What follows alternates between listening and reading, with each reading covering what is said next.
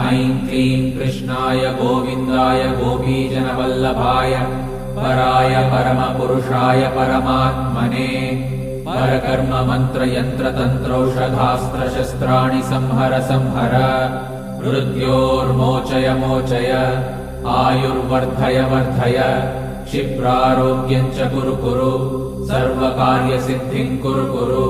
ॐ नमो भगवते महासुदर्शनाय दीप्त्रे ज्वालापरिवृताय सर्वारिष्टविनाशाय सर्वसम्पत्कराय सर्वदिक्शोभनकराय सहस्रज्वालाय परमात्मने परब्रह्मणे परञ्ज्योतिषे हुं फट् स्वाहा।